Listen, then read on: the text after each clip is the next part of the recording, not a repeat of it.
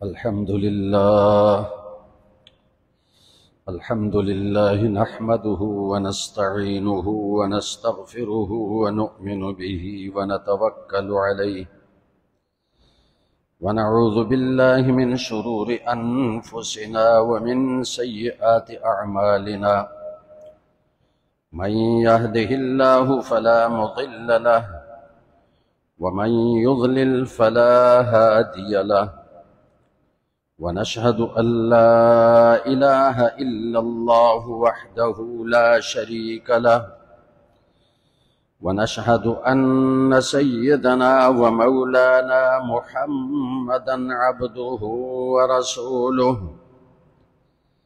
أما بعد فأعوذ بالله من الشيطان الرجيم بسم الله الرحمن الرحيم محمد رسول الله والذين معه أشداء على الكفار رحماء بينهم تراهم ركعا سجدا يبتغون فضلا من الله ورضوانا سيماهم في وجوههم من أثر السجود ذلك مثلهم في التوراة ومثلهم في الإنجيل كزرع أخرج شطأه فآزره فاستغلظ فاستوى على سوقه يعجب الزراع ليغيظ بهم الكفار وعد الله الذين آمنوا وعملوا الصالحات منهم مغفرة وأجرا عظيما صدق الله العظيم اللهم صل على محمد وعلى آل محمد كما صليت على إبراهيم وعلى آل إبراهيم إنك حميد مجيد قابل احترام سامعین گرامی قدر، آج جمعۃ المبارک 27 ذوالحجہ 1445 ہجری ہے۔ یہ اسلامی سال کا آخری مہینہ ہے، گویا کہ اس پر 1445 ہجری کا سال ختم ہو جائے گا اور آگے محرم الحرام سے 1446 ہجری کا سال شروع ہو جائے گا۔ میں نے آپ کے سامنے سورۃ الفتح کی آخری آیت کی تلاوت کی اس مناسبت سے کہ ذوالحجہ کے مہینے میں حضرت عمر رضی اللہ عنہ جو دوسرے خلیفہ راشد ہیں، ان کو فجر کی نماز میں زخمی کیا گیا، جبکہ ماہ ذوالحجہ کے 4 دن باقی تھے اور 4 دن وہ زخمی حالت میں رہے اور 1 محرم الحرام کو ان کی شہادت واقع ہوئی۔ اس مناسبت سے میں نے یہ آیت پڑھی۔ اس آیت میں اللہ جل شانہ نے نبی کریم صلی اللہ علیہ وسلم کے صحابہ کی صفات بیان فرمائی ہیں۔ محمد الرسول اللہ، محمد صلی اللہ علیہ وسلم اللہ کے رسول ہیں، والذین معہ، اور جو آپ کے صحابہ ہیں، آپ کے ساتھ ہیں، اشداء علی الکفار، کافروں کے مقابلے پر سخت ہیں، رحماء بینہم، آپس میں نرم دل ہیں، تراہم رکعا سجدا، تو دیکھے گا ان کو کہ رکوع میں ہے یا سجدے میں ہے، تجھے وہ رکوع میں اور سجدے میں نظر آئیں گے۔ یبتغون فضلا من اللہ ورضوانا، اور وہ چاہتے ہیں، تلاش کرتے ہیں اللہ کا فضل اور اس کی رضامندی۔ سیماہم فی وجوہہم من اثر السجود، ان کی پیشانیوں پر کثرت سے سجدے کرنے کی وجہ سے نشانات نظر آتے ہیں، نور نظر آتا ہے۔ فرمائے یہ ان کی مثال تورات میں بھی مذکور ہے اور انجیل میں بھی۔ اللہ تعالیٰ نے نبی کریم صلی اللہ علیہ وسلم کے صحابہ کی صفات تورات اور انجیل میں بھی بیان کی ہیں، اور آگے اس کی ایک مثال ذکر کی۔ جیسے ایک آدمی زمین میں کوئی بیج ڈال دے اور وہ اپنا کومپل نکال دے اور پھر وہ مضبوط تنا بن جائے اور اس میں بالیاں پیدا ہو جائیں اور اس میں گندم کے دانے لگ جائیں، اور وہ اس کا فصل ایسا خوبصورت اور عمدہ ہو کہ جو کھیتی کرنے والا ہے وہ خوش ہو جائے اس کو دیکھ کر۔ اور اللہ نے صحابہ کی مثال یہ بیان فرمائی کہ صحابہ ابتدا میں کمزور تھے، چند افراد تھے، پھر بڑھتے گئے 1,24,000 کے قریب بن گئے، اور اللہ نے ان کو طاقت عطا کی۔ کیوں؟ لیغیظ بہم الکفار، تاکہ صحابہ کو دیکھ کر اور صحابہ کے حالات سن کر دیکھ کر جو کافر ہیں وہ غصہ ہو جائیں، ان کا دل غصے سے بھر جائے۔ اور فرمایا ان کے ساتھ اللہ نے مغفرت اور بڑے اجر کا وعدہ کیا ہے۔ اب پہلی بات تو یہ ہے کہ نبی کریم صلی اللہ علیہ وسلم کے جتنے صحابہ ہیں وہ سب کے سب جنتی ہیں۔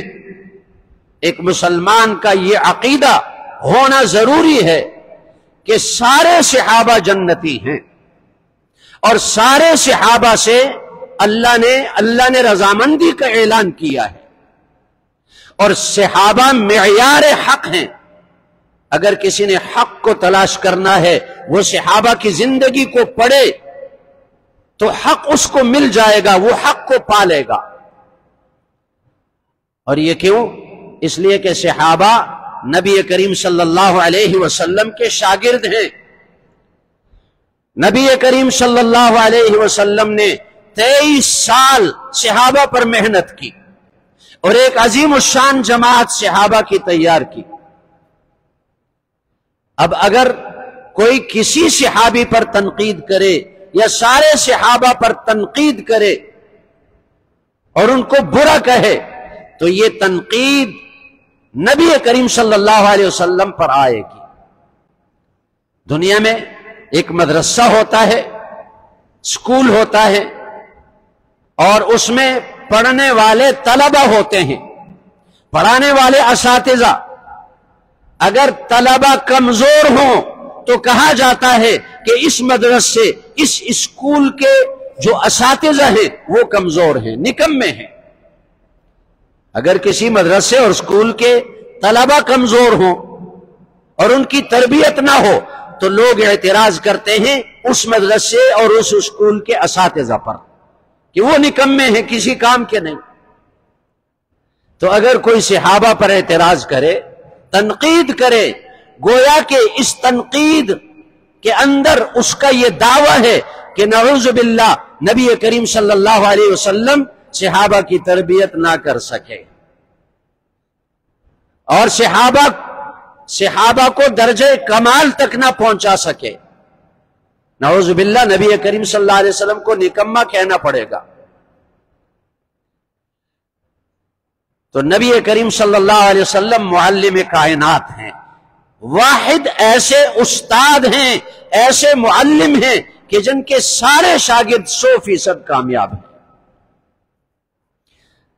اگر کسی کا یہ عقیدہ نہیں ہے یا تو وہ مرتد ہوگا، جیسے روافض شیعہ، اور یا وہ فاسق ہوگا جیسے نام نہاد اسلامی مورخین جو اپنے آپ کو مسلمان سمجھتے ہیں اور وہ تاریخ لکھتے ہیں اور تاریخ کی کتابوں میں صحابہ کرام پر تنقید کرتے ہیں، وہ فاسق ہوگا، وہ سچا مسلمان نہیں ہو سکتا۔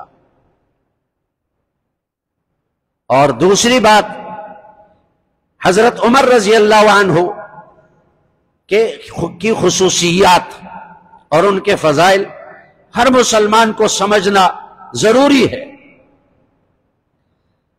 حضرت عمر رضی اللہ عنہ کی پہلی خصوصیت یہ ہے کہ جتنے صحابہ ہیں وہ سارے خود چل کر نبی کریم صلی اللہ علیہ وسلم کے پاس آئے اور ایمان لائے۔ واحد حضرت عمر رضی اللہ تعالیٰ عنہ ایسے صحابی ہیں جن کو نبی کریم صلی اللہ علیہ وسلم نے اللہ سے مانگا۔ باقی صحابہ مرید ہیں، مرید رسول اللہ صلی اللہ علیہ وسلم کے، مرید کا معنی چاہنے والے، خود چل کر آئے۔ اور حضرت عمر رضی اللہ تعالیٰ عنہ مراد رسول ہیں، رسول اللہ نے ان کو اللہ سے مانگا۔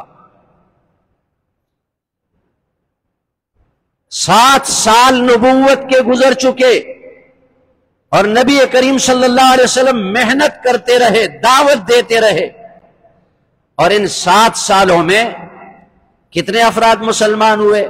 40 تک ان کی تعداد نہیں پہنچی۔ تو نبی کریم صلی اللہ علیہ وسلم نے حضرت عمر رضی اللہ عنہ کی جرأت، شجاعت کو دیکھ کر اللہ سے دعا مانگی، اللہم اعز الاسلام باحد العمرین، اے اللہ یہ 2 عمر نام کے جو افراد ہیں ان میں سے کسی ایک کو اسلام کی دولت عطا کر دے اور اس کے ذریعے سے اسلام کو عزت عطا کر دے۔ کون سے 2؟ ایک عمر بن الخطاب رضی اللہ عنہ اور دوسرے عامر بن ہشام جس کو ابو جہل کہا جاتا ہے۔ ابو جہل بھی بڑا دلیر تھا، بہادر تھا، لیکن قسمت ابو جہل کی نہیں جاگی، قسمت حضرت عمر رضی اللہ عنہ کی جاگ گئی اور حضرت عمر رضی اللہ عنہ مسلمان ہوئے۔ میں تفصیل نہیں بیان کرنا چاہتا، تفصیل کا موقع نہیں۔ حضرت عمر رضی اللہ عنہ تلوار لے کر نبی کریم صلی اللہ علیہ وسلم کے قتل کے ارادے سے نکلے، لیکن جب وہاں پہنچے تو تلوار ہاتھ سے گر گئی، کانپنے لگے، ہاتھ کانپنے لگے، اور نبی کریم صلی اللہ علیہ وسلم نے حضرت عمر سے فرمایا، اے عمر تو اب تک دین اسلام قبول نہیں کر رہا؟ تو حضرت عمر رضی اللہ عنہ نے اسی وقت کلمہ پڑھا اور مسلمان ہوئے۔ یہ بڑی خصوصیت ہے، رسول اللہ نے ان کو مانگا۔ اور دوسری خصوصیت، اب تک صحابہ کرام چھپ کر نماز پڑھتے تھے، مسجد حرام میں کوئی نماز نہیں پڑھ سکتا تھا، علی الاعلان کوئی کلمہ نہیں پڑھ سکتا تھا۔ اگر کوئی نماز پڑھتا، کلمہ پڑھتا تو مشرکین اس کے پیچھے پڑ جاتے، اس کو مارتے۔ لیکن جب حضرت عمر رضی اللہ عنہ مسلمان ہوئے تو انہوں نے عرض کیا، رسول اللہ کیا یہ دین حق نہیں ہے؟ فرمایا بالکل حق ہے۔ فرمایا، عرض کیا یا رسول اللہ اگر یہ دین اسلام سچا ہے، حق ہے، تو پھر چھپ کر ہم اس پر کیوں عمل کریں؟ لوگوں کے سامنے کھل کر مسجد حرام میں جا کر وہاں اس دین اسلام کا اظہار کریں، آپ اجازت دیں۔ چنانچہ نبی کریم صلی اللہ علیہ وسلم نے صحابہ کی 2 جماعتیں بنا لی، 40 افراد تھے، حضرت عمر 40ویں مسلمان تھے، 2 جماعتیں بنا لی۔ ایک جماعت کی قیادت حضرت عمر رضی اللہ عنہ کے حوالے کی، دوسری جماعت کی قیادت حضرت حمزہ رضی اللہ عنہ کے حوالے کی،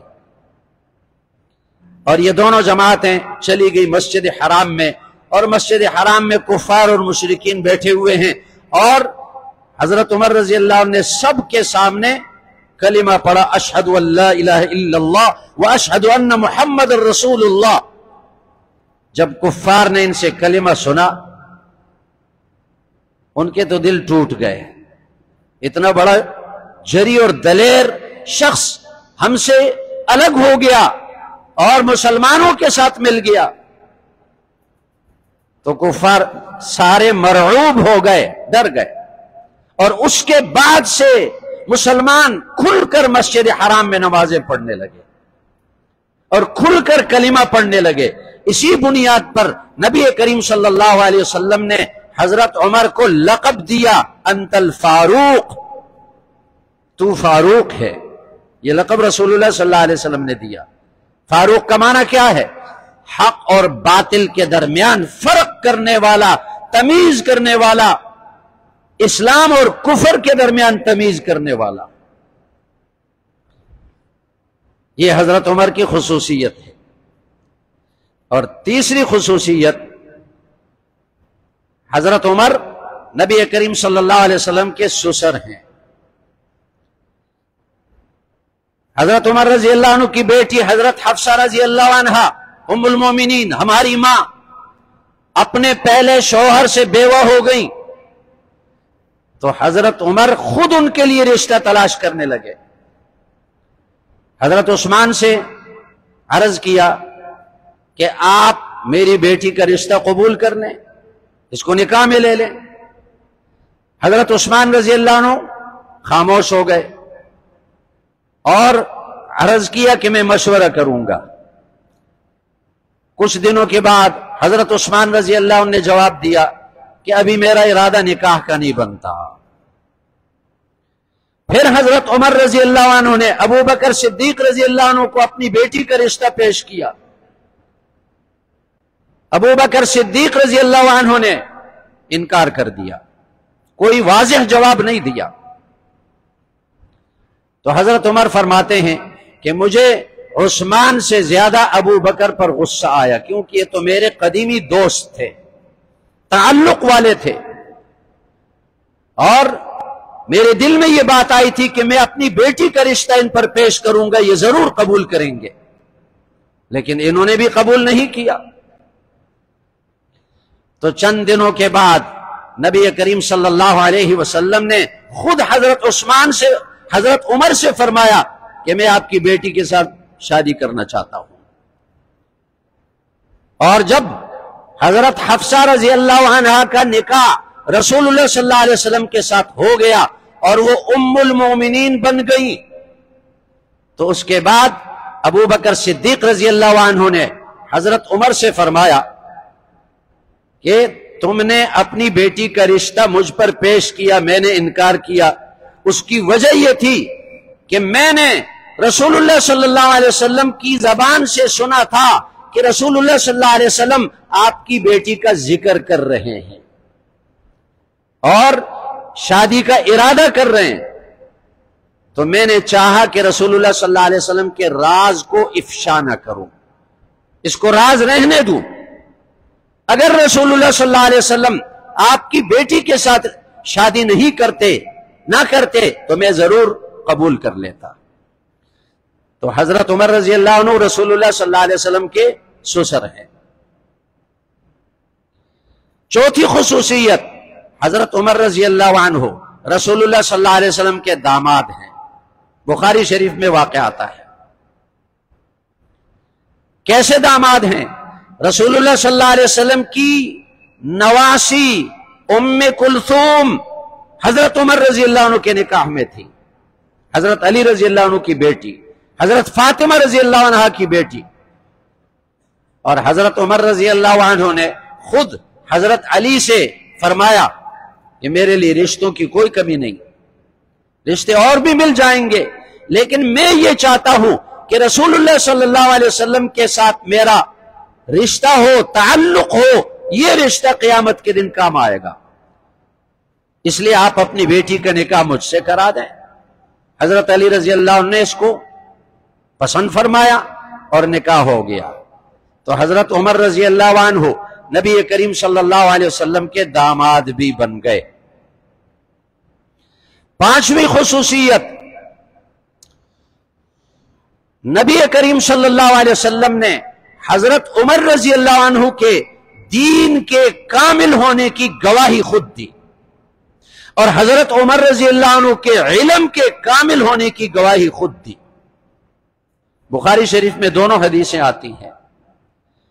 رسول اللہ صلی اللہ علیہ وسلم نے حضرت عمر کے دین کے کامل ہونے کی گواہی دی اور حضرت عمر کے علم کے کامل ہونے کی گواہی دی۔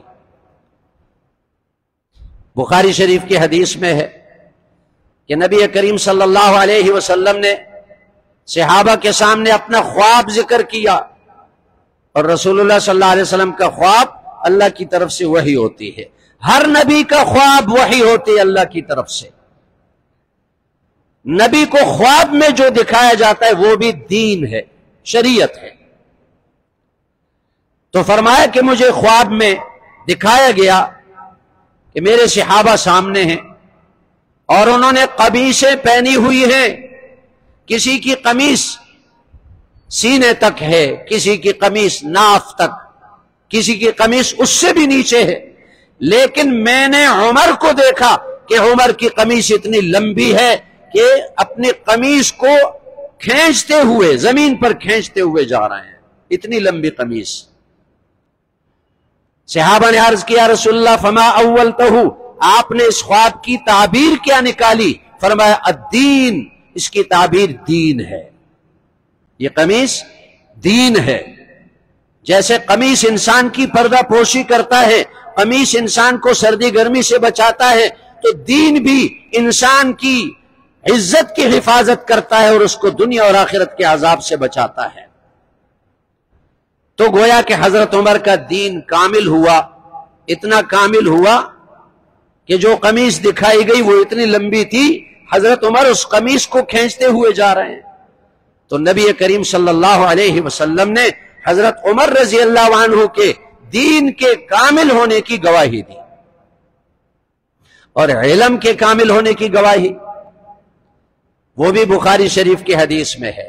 رسول اللہ صلی اللہ علیہ وسلم نے اپنا خواب بیان فرمایا کہ مجھ پر دودھ پیش کیا گیا برتن میں نے وہ دودھ پی لیا، اور جو بچ گیا اس برتن میں وہ میں نے عمر کو دے دیا اور عمر نے پی لیا،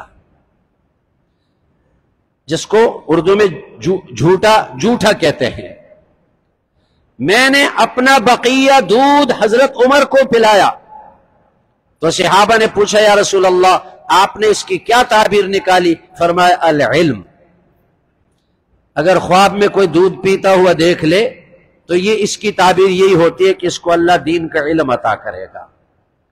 تو گویا کہ نبی کریم صلی اللہ علیہ وسلم نے اپنے علم میں سے حضرت عمر کو پورا حصہ دے دیا۔ تو حضرت عمر رضی اللہ عنہ کے علم کے کامل ہونے کی گواہی بھی خود رسول اللہ صلی اللہ علیہ وسلم نے دی۔ اور چھٹی خصوصیت، 17 مقامات ایسے ہیں جن کو موافقات عمر کہا جاتا ہے۔ موافقات عمر، حضرت عمر رضی اللہ عنہ نے پہلے اپنی رائے دے دی نبی کریم صلی اللہ علیہ وسلم کو، یا رسول اللہ ایسا ہونا چاہیے، اور جو رائے حضرت عمر کی تھی اسی کے مطابق اللہ کی طرف سے وحی نازل ہوئی۔ بعض صورتوں میں ان کی رائے کے مطابق قرآن کی آیتیں نازل ہوئی، اور بعض صورتیں ایسی ہیں کہ جن میں وحی خفی جس کو حدیث کہا جاتا ہے وہ وحی حضرت رسول اللہ صلی اللہ علیہ وسلم پر نازل ہوئی۔ 17 مقامات، گویا کہ اللہ نے بھی حضرت عمر رضی اللہ عنہ کی تائید کر دی۔ وہ 17 مقامات وقت نہیں کہ میں تفصیل سے بیان کروں، ان میں سے چند میں عرض کر دیتا ہوں۔ پہلا مقام، جب بدر میں 70 کفار قیدی بنا دیے گئے، رسول اللہ صلی اللہ علیہ وسلم نے ان کے بارے میں مشورہ کیا صحابہ سے، ان قیدیوں کے ساتھ کیا کیا جائے؟ تو حضرت ابو بکر رضی اللہ عنہ کی رائے یہ تھی کہ یا رسول اللہ ان سے فدیہ لے کر ان کو چھوڑ دیا جائے، ہو سکتے مسلمان ہو جائیں۔ حضرت عمر رضی اللہ عنہ کی رائے یہ تھی یا رسول اللہ ان کو قتل کر دیا جائے۔ اور ایسے قتل کیا جائے کہ ہر کافر کو اس کے مسلمان رشتہ دار کے حوالے کر دیا جائے اور اس مسلمان سے کہا جائے کہ اس کو قتل کرو۔ لیکن نبی کریم صلی اللہ علیہ وسلم نے چونکہ مشورہ لیا صحابہ سے، فیصلہ یہ ہوا کہ ان قیدیوں سے فدیہ لے کر، مال لے کر ان کو چھوڑ دیا جائے۔ اللہ تعالی کی طرف سے ناراضگی ظاہر ہوئی۔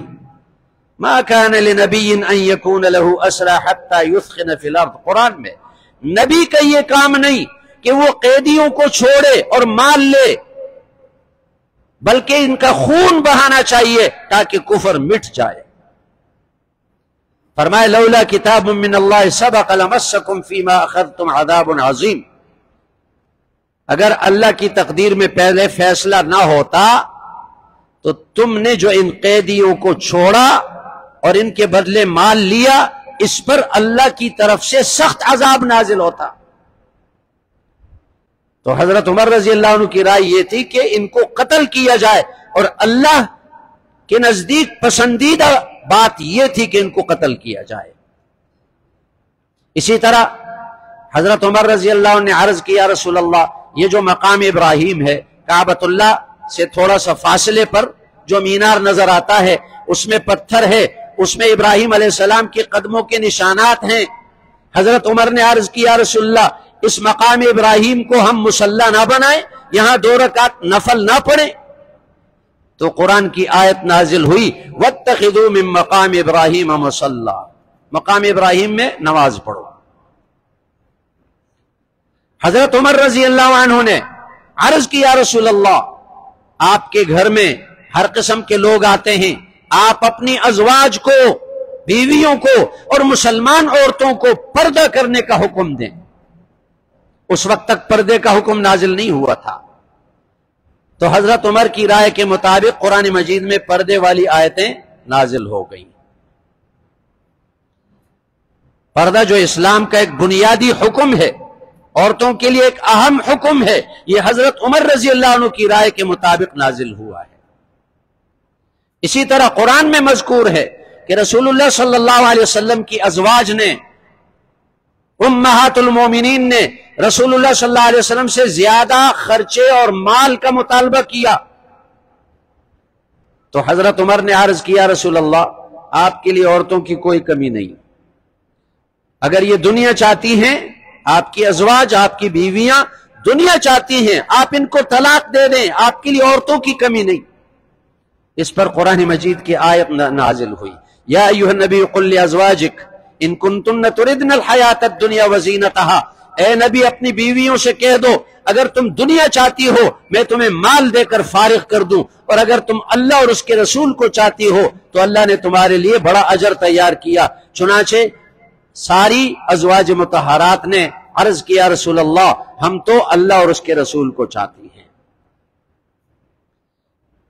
ایسے 17 مقامات ہیں جن میں حضرت عمر کی رائے کے مطابق وحی نازل ہوئی، اور بھی خصوصیتیں انشاءاللہ اگلے جمعے کو عرض کر دوں گا۔ تو حضرت عمر رضی اللہ عنہ یا کسی بھی صحابی پر تنقید کرنے والا، زبان درازی کرنے والا اور سب و شتم کرنے والا یا تو کافر اور مرتد ہوگا، جیسے شیعہ سارے صحابہ کے دشمن ہیں، وہ صحابہ کو نہیں مانتے، اور ان کا عقیدہ یہ ہے کہ رسول اللہ صلی اللہ علیہ وسلم کی وفات کے بعد سوائے چند اہل بیت کے باقی سب نعوذ باللہ اسلام سے مرتد ہو گئے۔ تو شیعہ تو ہمارے صحابہ کے دشمن ہیں، تو ہمارے کیسے دوست بنیں گے؟ اور آج پوری دنیا میں امریکہ اور یورپ والوں کی یہ سازش ہے کہ ہر ملک، ہر اسلامی ملک کے اندر شیعہ سنی کو آپس میں لڑا دیا جائے، اور جب لڑائی ہوگی تو شیعوں کو عہدوں سے نوازا جائے، شیعوں کو دولت دی جائے، تاکہ شیعوں کا تسلط قائم ہو مسلمانوں پر۔ یہ ہر اسلامی ملک میں ان کی کوشش ہے۔ آپ دیکھیں عراق میں کیا ہوا، سنی اکثریت تھی، شیعہ اقلیت میں تھے، لیکن امریکہ نے عراق پہ حملہ کیا، صدام حسین کو پھانسی پہ لٹکا دیا، اور شیعوں کو बालातरी अता कर दी, शियों को हुक्मरानी अता कर दी। अब सुन्नी अक्सरियत में और हुक्मरान शिया है। सूरिया में देखें, मुल्क शाम में सुन्नी अक्सरियत में थे, शिया अकलियत में थे, और वहां अमेरिका ने और उसके हवारियों ने शिया सुन्नियों को आपस में लड़ाया और फिर शियों को ओहदों से नवाजा, मालो दौलत से नवाजा। आज हुक्मरान शिया हैं जो अकलियत हैं और रईयत सुन्नी है। और बिल्कुल यही खेल वो खेलना चाहते हैं पाकिस्तान में, फौज में और दीगर महकमों में, इदारों में शियों को आगे बढ़ा रहे हैं। आप देखें इस हुकूमत में अक्सर बड़े बड़े ओहदों पर शिया हैं। ये वही अमेरिका का किरदार है, उसकी साजिश है। इनको बड़े बड़े ओहदे दिए जाएं, इनको हाकिम बनाया जाए और सुन्नियों को महकूम बना दिया जाए। तो सहाबा पर तनकीद करने वाला, मैंने अर्ज की, या तो वो मुर्तद होगा जैसे शिया, काफिर होगा, जिंदीक होगा, और या वो फासिक होगा, फासिक, बेदीन। और ये दूसरा तबका हमारे इस्लामी नाम नेहाद इस्लामी मुफक्किरीन जो दावा करते हैं हमने तारीख लिखी और तारीख में हमने सहाबा की खामियां जिक्र कर दी। तुम कौन होते हो सहाबा की खामियां बयान करने वाले?